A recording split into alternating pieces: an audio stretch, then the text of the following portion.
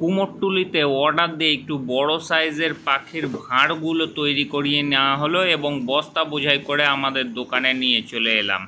দোকানে নিয়ে আসার পর প্রথমেই ভাঁড়গুলিকে একটু ভিজিয়ে বা ধুয়ে নিতে হবে, ভেজালে রঙটা ভালোভাবে ধরে এবং রং করার কাজ শুরু করে দিলাম। প্রথমে সিঙ্গেল কোট করছি, সিঙ্গেল কোট করার পর অপেক্ষা করব, শুকানোর জন্য অপেক্ষা করব, শুকিয়ে গেলে ডবল কোট করব আর কি।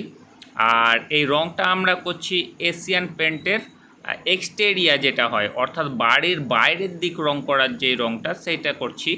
এর ফলে আপনি যখন ভাঁসাগুলো পরিষ্কার করবেন বা ধুবেন তখন রঙটা উঠে যাবে না বা রঙটা লং লাস্টিং হবে। লং লাস্টিং করার জন্যই এইভাবে এই রঙটা করছি।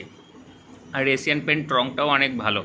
তো যাই হোক, রং করতে করতে একটা দুটো করতে করতে অনেকগুলি হয়ে গেছে, অনেকগুলি এখনও বাকি আছে।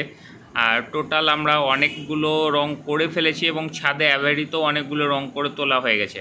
তো নেক্সট আপনাদেরকে দেখাবো এই ভাঁড়গুলি কিভাবে বাঁধবো, কোথায় বাঁধছি আর বাঁধার পর কেমন হবে। ধন্যবাদ ভিডিওটি দেখার জন্যে।